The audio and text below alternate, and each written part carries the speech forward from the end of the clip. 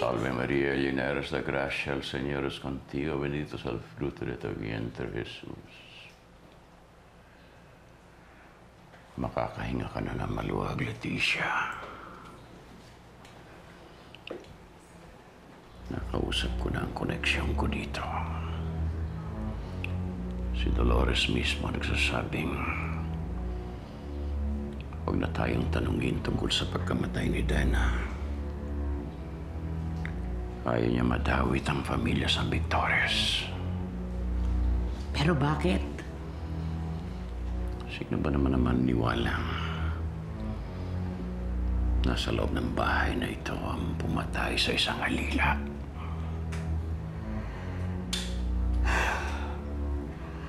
Kinakabahan pa rin ako. Kaya nga habang maaga, pagplanuhan natin kung paano ililigpit si Dolores. Total, na kay Antonina na ang lahat ng pera niya. Pwede na siyang mamatay. Tumigil na kayo dyan. Dasal kayo ng dasal eh. Ang lola pinapalitan ng testamento niya. Nandiyan ang mga abogado. Ano? Paano mo nalaman? Sinunod ang lola ang mga lumang testamento. Hijo de Grampating.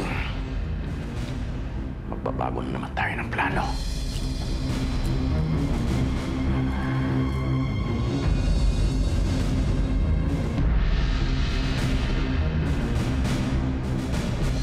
Bago niyo po pumirmahan ito, kailangan niyo po ng isang witness. Pero sino? Wala akong mapagkakatiwalaan dito sa bahay na ito. O, paano? Kahit sino lang po. Mahirap yata yung pinagagawa mo, maski sino na lamang. Alam mo, dyan ako talaga nahihirapan eh. Thank you. Kaya hindi ko alam talaga kung anong aking gagawin. Pwede ba yun, maski sino na lamang? Thank you. Naku, hindi ko maintindihan kung paano ang gagawin ito. Ah, Isabela! Halika, dito ka sa tabi ko. Ayun. Siya ang gagawin kong witness. Okay? Right. Pipirmahan ko na, no? Of course.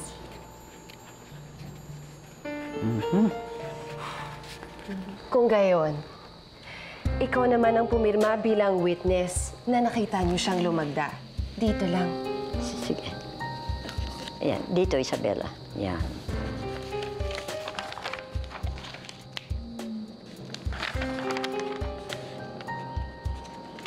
Okay. Doña Dolores, ano po yung pinagawa niyo sa akin? Tsaka, bakit po ako? Dahil ikaw lamang ang nasa bahay na ito na walang interes sa aking kayamanan. At isa pa, hindi mo nalalaman kung ano yung sinasaad ng dokumentong ito.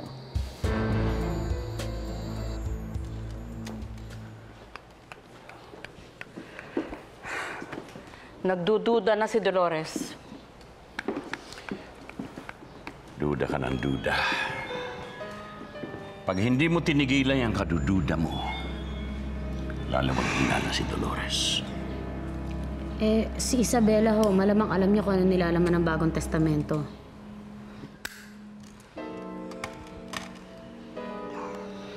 Testigo lang si Isabela sa pinirmahang testamento ni Dolores. Hindi niya alam kung anong nilalaman noon. Kaya dapat malaman muna natin bago tayo gumawa ng hakbang. Yeah, I guess so.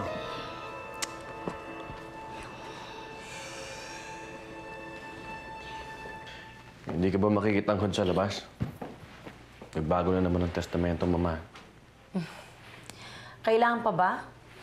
Alam ko namang pamamanahan ka ng mama eh. Lalo na ngayon na maganda ng pagsasama ninyong dalawa. Nagbago ka na yata. Hindi naman. Alam ko lang kung anong pwesto ko sa bahay na to. At alam ko rin na kahit anong mangyari, sa amin naman ang anak mo mapupunta ang mamanahin mo eh. Pag may nangyari sa'yo. Ngayon naman nananakot ka. Hindi naman sa ganon. Alam mo, madalas lang kasi may mga nababasa ako sa diary, mga asawa na patay o binaril o namatay dahil nahuling kumakabit. Lalong-lalo na kapag nalaman kung sinong kinakabitan. At sa'yo rin naman pwede mangyari na kapag nalaman kung may ugnayan talaga kay Ernesto eh. Waki naman. Ano naman ang pakialam ko sa security ng mama? Kung gusto mo, ora mismo sisante mo pa si Ernesto. Pwede ba? Huwag mong palalabasin na pinagdududahan mo ako kay Ernesto porket pinagdududahan kita. Sige na nga, umalis ka na. Oh. Manguhuli ka na. Malilate ka na sa trabaho, kaya sa kabit mo kung sino man ang uunahin mo.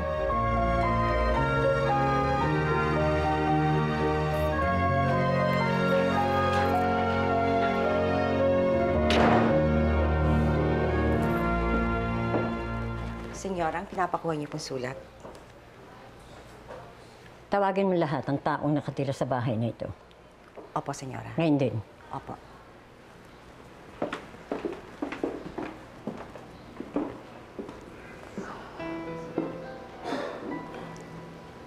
Panahon na upang matapos na lahat ng kasamaan na nangyayari sa loob ng bahay na ito.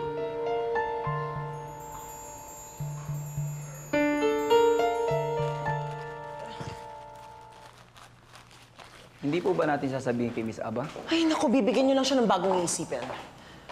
Wala mang iisang nakakita sa inyo kung sino nagbigay nito sa gwardiya sa labas. Sabi isang lalaki at mukhang brusko. Yes? Red, pati ba naman ako pagtataguan mo pa niyan? It's best that you don't know, Ava. I'm sorry. I'll be the judge of that. Ano ba yan?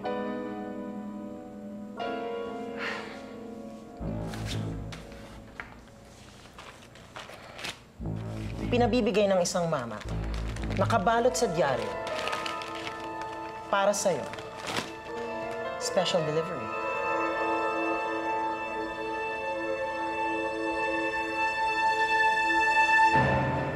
Well, nagbago ako ng testamento.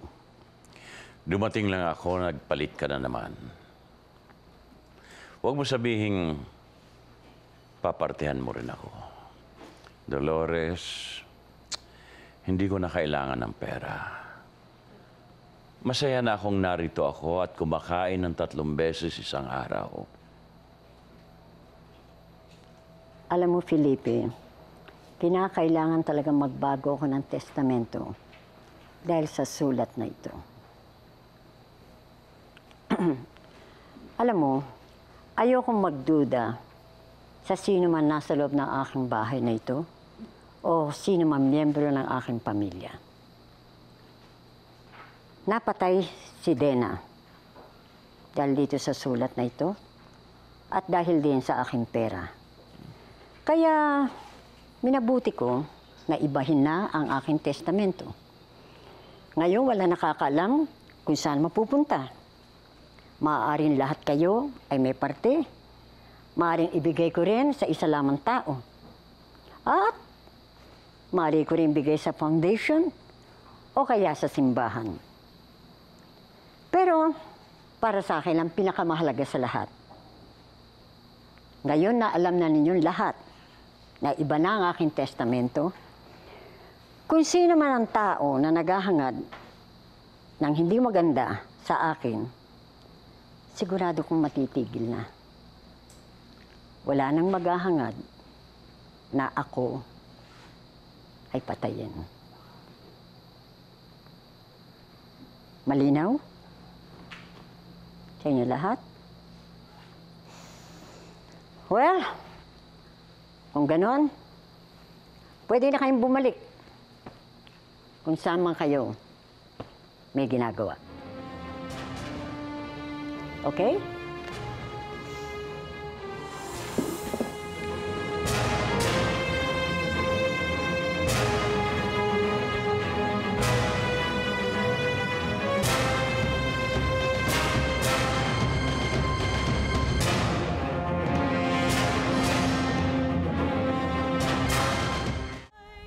Nagdududa si Dolores.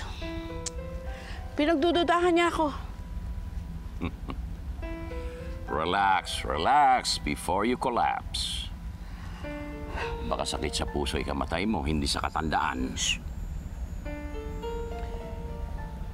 wala nga siyang hinala. Dahil kung meron, hindi niya ipatitigil ang pagtatanong sa bahay natin. May iba lang ng konti ang plano. Hindi muna tayo kikilos hanggat hindi natin alam kung ano ang nilalaman ng bagong testamento. Eh, paano? Maraming paraan.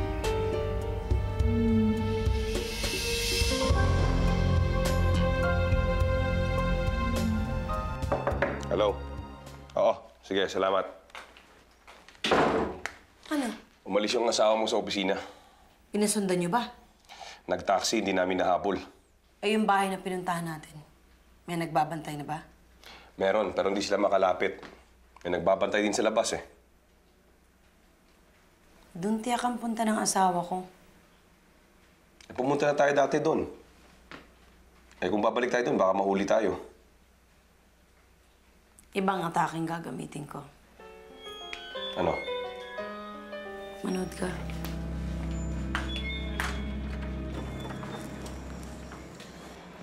Meron ba nakasunod sa'yo? Wala, nag-taxi ako. Papatidan na kita mamayang gabi sa opisina mo. Bakit pa natin kailangan gawin to? Ba't di na natin labas to? Look, handa na ako. Joaquin, kung hindi ka naaawa kay Violeta, maawa ka sa mga anak mo. Kukunin natin sila. Sa akin naman kampi si Mama eh. Hindi ko talaga mahal si Violeta. Saka na, pagtapos ng lahat ng kailangan magwakas. Pero habang hindi pa, makontento muna tayo sa mga nako na sandali.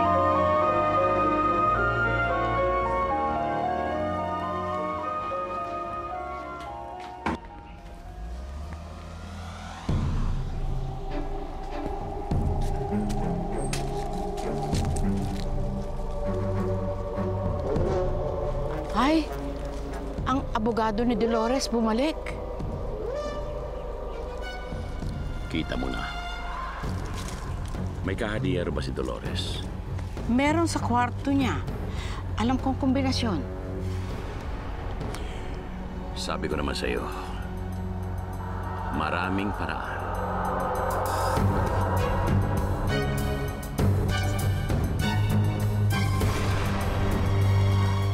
May iniisip ka? Wala. Kilala kita. Mga bata pa lang tayo, alam ko kapag namamroblema ka, bigla ka nalang tumatahimik.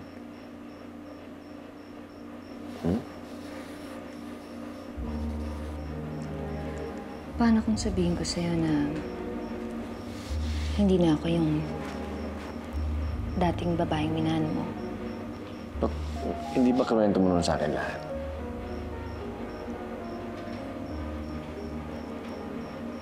O meron pa ba akong dapat malaman?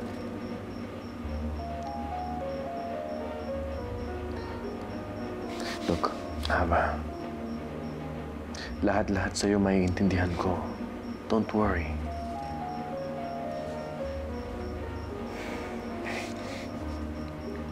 Paano kung sabihin ko sa'yo masama akong babae? Kung totoo yan, mararamdaman ko yan sa puso ko. Pero alam ko hindi totoo yan. Dahil hindi ko nararamdaman. It's okay. It's okay.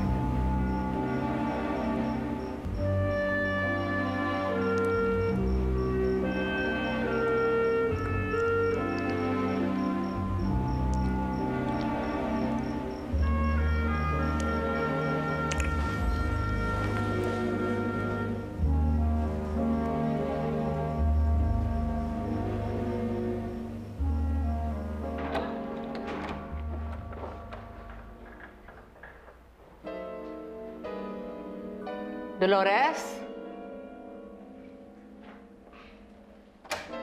Dolores?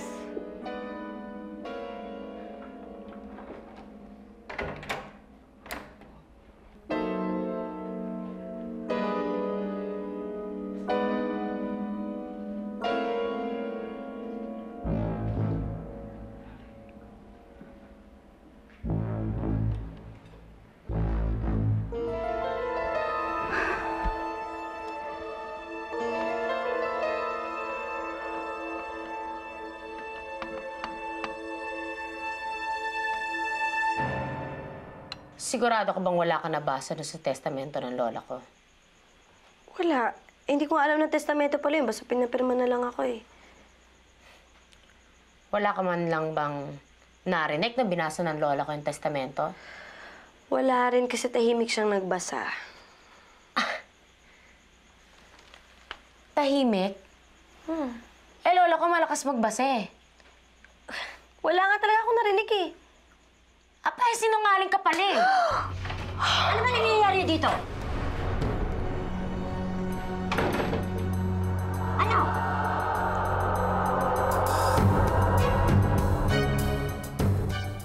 Antonina, ano ba nangyayari dito sa inyo dalawa? Lola, ano po kasi? Doña Dolores, kasi po, yung closet niya po, nasprayan ko po ng room deodorant. Kaya nagalit po siya sa akin. Yun lamang? Yun lang ginawa niya pagkatapos sinampal mo na siya? Kasi po sumagot pa po ako sa kanya eh. Kaya mali po ako. Alam mo, Antonina, sa susunod na gagawin mo sa kanya yan, aalisin ko na siya sa'yo. Naintindihan mo? Halika, Isabela. Sorry.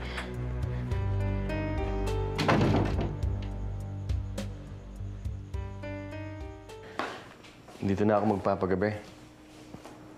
I'll cook you your favorite meal. Hahanapin ka ng asawa mo. Ava, look. Matatanggap ko ang buong pagkatao mo. Bakit kailangan pa natin pigilan ang sarili natin? Dahil hindi ka pa handa sa lahat. Bakit di mo ako subukan?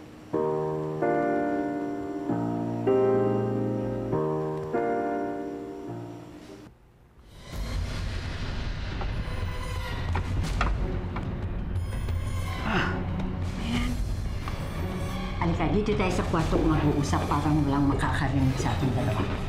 Okay?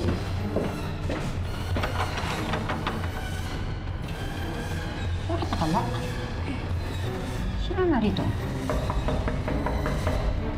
May tao ba dyan? Sino nandyan?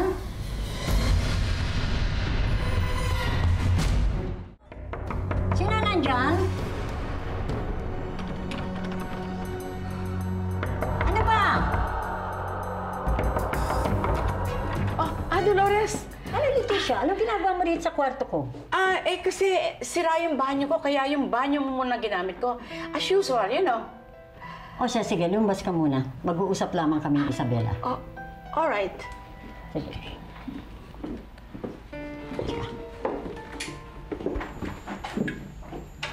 Sabi mo sa akin na totoo. Bakit ka inaaway ni Antonina? Bakit?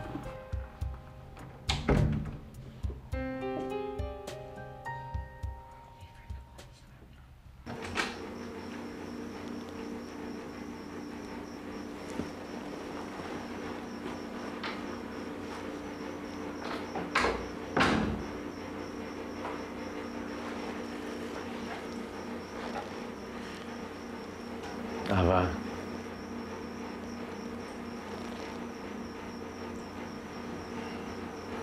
Matatanggap mo ba ang nakaraan ko? Ang buong pagkatao ko?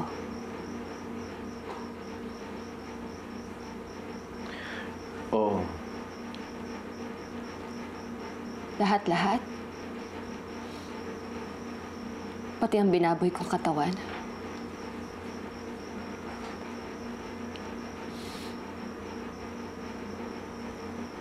Anong ibig mong sabihin?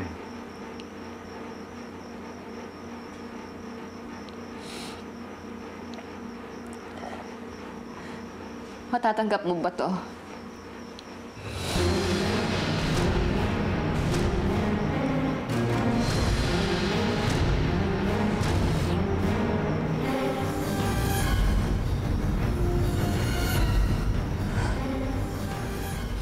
Halika. Dito tayo mag-usap, ha? Maupo ka din. Totoo po yung sabi ko. Nagalit po siya sa akin kasi sumagot po ako sa kanya. Meron bang kinalaman to tungkol dun sa testamento? Wala po. Sa bagay, ano nga ba alam niya ron? At kung malaman man niya, para din naman sa kanyang kapakanan yun eh. At saka isa pa, ha? Nagkaroon na ng tangka sa buhay ko bago pa siya dumating sa bahay nito. Isabela, ayoko naman yung basta ka na lamang inaaway na gano'n ni Antonina. Ayoko maging malupit sa sayo. Naintindihan mo? Apa, Danya Delares.